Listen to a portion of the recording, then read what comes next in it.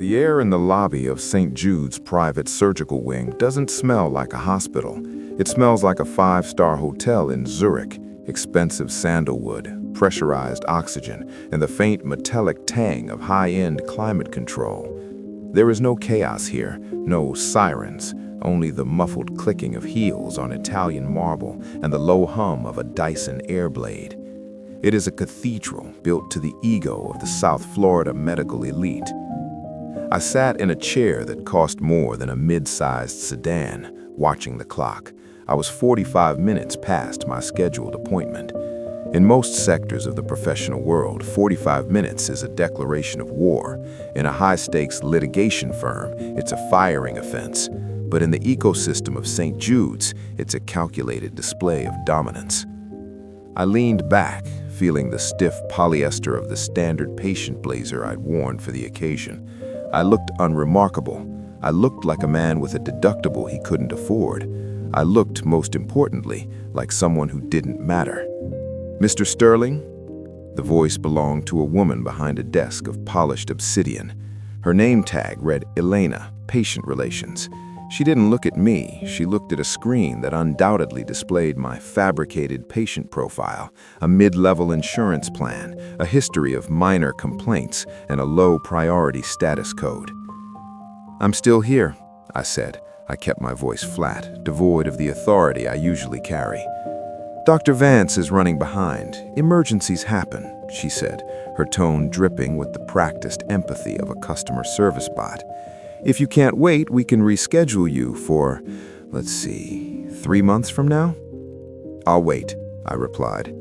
"Suit yourself." She went back to her typing. I watched her.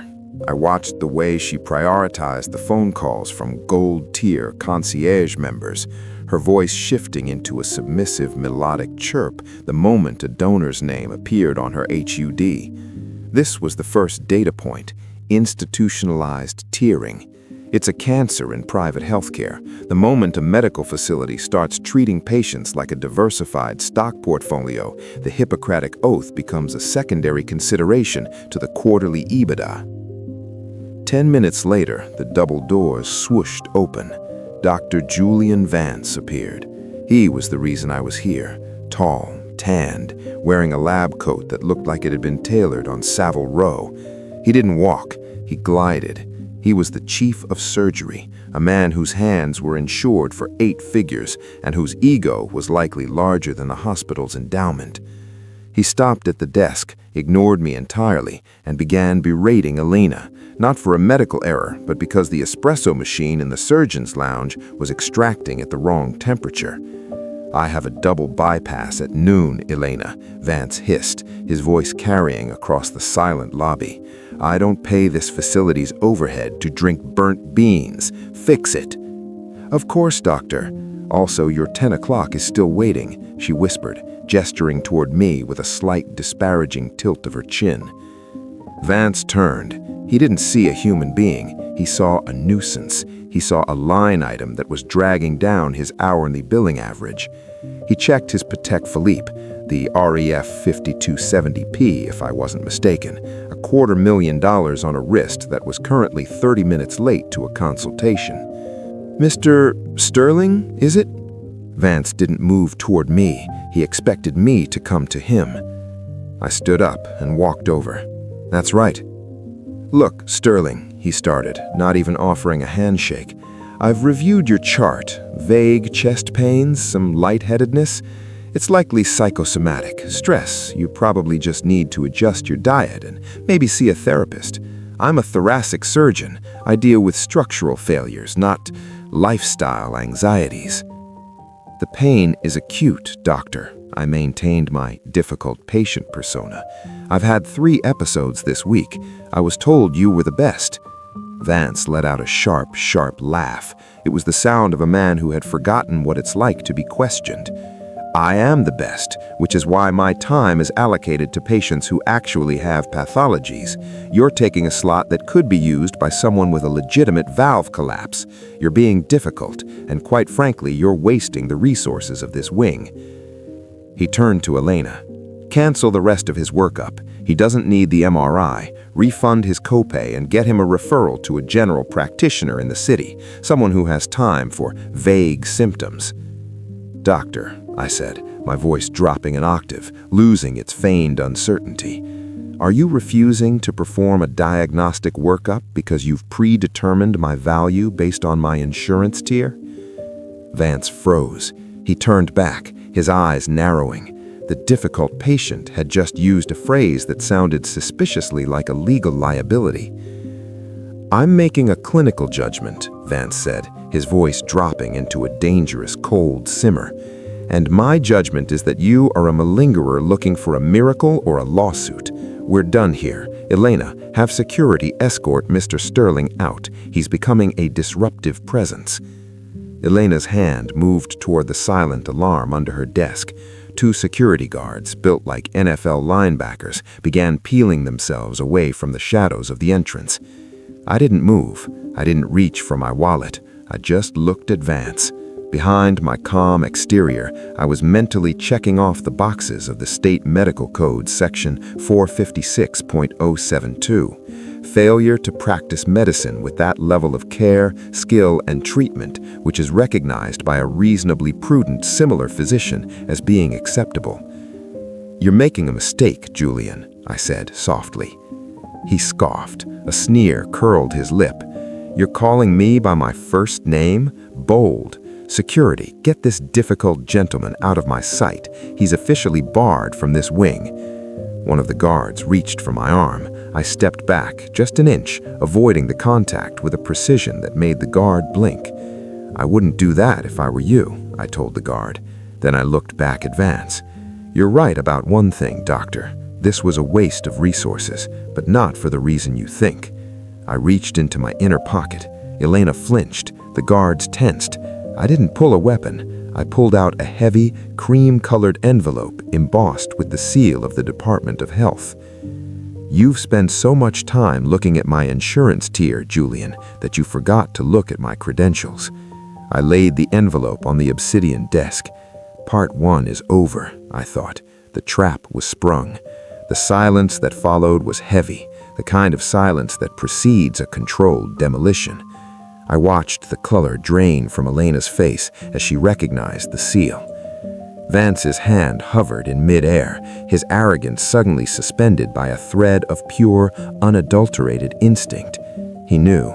He didn't know who I was yet, but he knew the air in the room had just changed from sandalwood to ozone. What is this? He asked, his voice cracking just the slightest bit. This, I said, is the start of your very long day.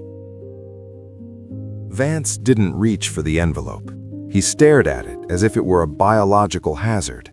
It remained there, resting on the obsidian desk, a white rectangular fracture in his perfectly curated reality.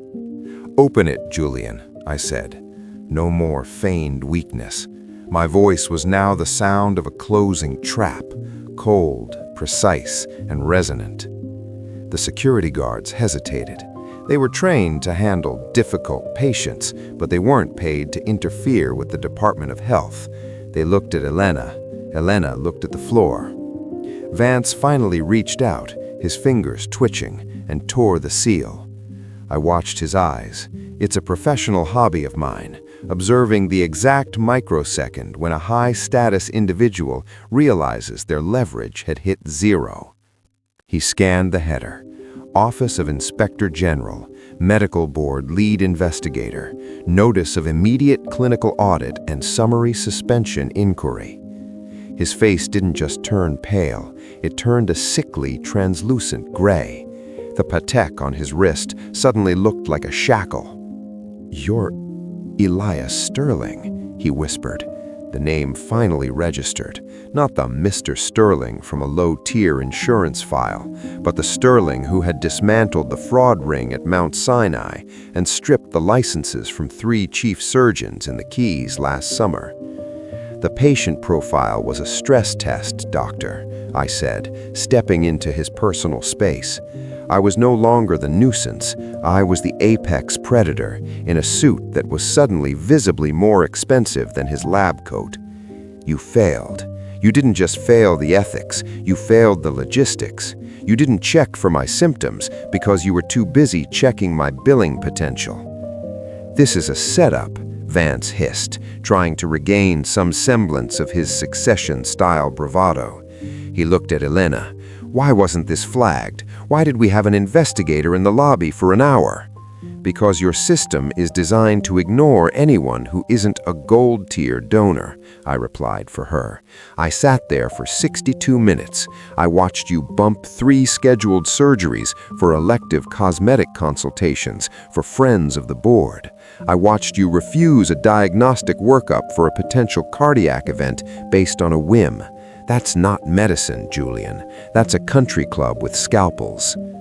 The double doors at the far end of the lobby swung open. This was the scheduled arrival.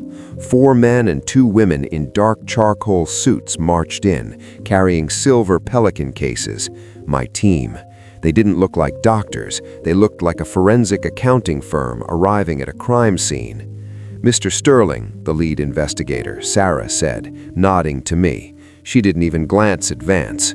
We've secured the server room. The digital imaging and records for the last 36 months are being mirrored as we speak. Wait, you can't just... Vance started, his voice rising an octave.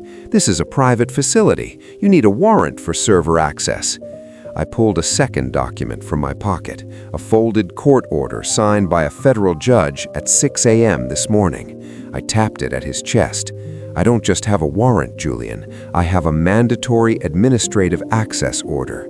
Since St. Jude's accepts federal grants for its research wing, you are legally obligated to provide unfettered and unannounced access to all records upon the request of the board. You signed the compliance paperwork yourself 3 years ago, or did you not read that either? The collapse was physical now. Vance stumbled back against the desk. The gatekeeper, Elena, was frantically typing, likely trying to delete messages or alert the board of directors, but Sarah was already behind her, placing her hand on the keyboard. Step away from the terminal, Elena, Sarah said firmly. Anything you delete now is a felony obstruction charge. Don't ruin your life for a man who treats you like a barista. The lobby, once a tomb of silent prestige, was now a hive of clinical dismantling. My team began cordoning off the administrative area with blue tape. Patients in the waiting room, the ones Vance had deemed important, were looking around in confusion, their sense of security evaporating. I turned back to Vance. He was shaking. The king of thoracic surgery was staring at his own hands as if they were alien objects. Let's talk about the concierge kickbacks, Julian, I said, leaning in so only he could hear. We've been tracking the offshore transfers from the pharmaceutical reps for the new stent prototypes, the ones you've been installing in patients who don't actually need them just to hit your bonus targets. We have the internal emails. We have the whistleblower from the nursing staff you fired last month for insubordination. I was doing what was necessary for the growth of this wing, he stammered. This facility is a beacon of excellence. You can't just shut us down because of a few administrative shortcuts. Excellence is a byproduct of integrity, not a substitute for it. You didn't build a beacon, you built a predatory billing engine. And right now, I'm the mechanic who's going to strip it for parts. I signaled to the security guards, the ones who had almost laid hands on me minutes ago. They stood frozen, eyes wide. Gentlemen, I said, Dr. Vance is to be escorted to his office. He is not to touch a computer, a phone, or a patient. He is to remain there until the board's legal counsel arrives. If he tries to leave, call the police. He's currently under administrative arrest. The irony was delicious. The very men he used to intimidate difficult patients were now his jailers. As he led him away, he turned back, his face a mask of desperation. You're destroying a legacy, Sterling. You have no idea the power the board has. You'll be buried for this. The board? I smiled, a cold, thin line. Julian, who do you think gave me the final tip-off on your offshore accounts? In this world, there is no loyalty, only mitigated liability. They've already sold you out to save the hospital's charter. You're not the captain of this ship anymore. You're the ballast being dropped to keep it afloat. I watched him go. The lobby returned to a strange kind of quiet, but the air felt different. The sandalwood smell was gone, replaced with the sharp, clean scent of a coming storm. The transition was surgical. Within 2 hours, the private surgical wing had been reclassified as a public observation zone. My team moved with a lethal, quiet efficiency, replacing the hospital's predatory software with the board's auditing interface. Every screen in the building now bore the blue and gold crest of the Medical Board. I walked through the corridors, not as a patient, but as the new architect of the facility's reality. I passed the nurses' station, where the atmosphere had shifted from terrified silence to a cautious, electric hope. They had spent years watching Vance and his circle treat patients like ledger entries. Now they watched as those same elite surgeons were escorted to the basement for depositions. "Sarah," I called out as she approached me near the intensive care unit, "status on the patient redistribution?" "The gold tier waitlist has been dissolved," she said, tapping her tablet. "We've cross-referenced the surgical urgency of every patient in the Tri-County area against the available theater time. We're moving 3 emergency cases from the municipal hospital over here tonight. They've been waiting for weeks because they didn't have the right concierge status. Dr. Vance's private lounge is being converted into a family waiting area for the ICU." "Good. And the billing department?" "Seized," she replied. "We've halted all outgoing invoices. We found a secondary server, a shadow ledger, that shows they were upcharging for generic supplies by 400%. We're preparing a class action notification for every patient seen here in the last fiscal year." I nodded. This was the reconstruction. It wasn't just about punishing the man at the top. It was about gutting the philosophy that allowed him to exist. I made my way to the chief of surgery's office. The door was heavy mahogany. No nameplate remained. I'd had Vance's removed an hour ago. I walked in without knocking. Julian Vance was sitting behind his desk, but he looked smaller. The high-backed leather chair, designed to project authority, now seemed to swallow him. He had stripped off his lab coat. He was just a man in an expensive shirt, staring at a stack of legal papers. "The board's counsel refused to see me," he said, his voice hollow. "They said I'm outside the scope of their indemnity policy now." "Of course you are, Julian," I said, sitting across from him. I didn't lean back. I stayed forward, keeping the pressure on. "You were an asset as long as your shortcuts brought in revenue. The moment you became a liability, you became a ghost. That's the nature of the hierarchy you helped build. It's a pyramid of glass, very pretty until it shatters." "I saved lives," he whispered, a desperate spark of his old ego flickering. "I've performed thousands of successful procedures." "You performed transactions," I corrected him. "A doctor saves lives regardless of the insurance code. You curated a portfolio. There's a difference." I pulled a single sheet of paper from my folder, the final verdict. "This is the recommendation I'm sending to the state attorney," as I said, sliding it across the desk. "It's not just a license revocation. We're looking at racketeering, healthcare fraud, and depraved indifference charges related to the 3 patients who were diverted from this wing last month because their credit scores didn't meet your internal threshold. One of them died in the ambulance on the way to the public hospital, Julian. Do you remember her name?" Vance stared at the paper. His hands began to shake again. I have a legacy. I have a family." "You had a duty, and you traded it for a Patek Philippe and a sense of godhood." You thought because you were the lead surgeon, you were the only one who mattered in this building. You forgot that the janitor, the nurse, and the difficult patient in the lobby are all part of the same ecosystem. When you poison the water at the top, it eventually reaches you. I stood up. The conversation was over. There was no more blood to be drawn from this stone. The guards will see you to the back exit. There will be no cameras, no grand exit, just a quiet departure into a very loud legal battle. As I walked toward the door, I stopped and looked back at the room, the awards, the photos with politicians, the symbols of a status that was now entirely illusory. You know, Julian, the truly elite don't have to tell people they're important. They don't have to make people wait. Because real power isn't about how many people you can look down on, it's about how many people you can carry. I walked out, leaving him in the silence of his own making. The lobby was different when I returned. The obsidian desk was gone, replaced by a simple, functional greeting station. The air smelled like actual hospital-grade disinfectant, harsh, honest, and clean. I looked at the clock. I was late for my next audit, but for the first time all day, I didn't mind the wait.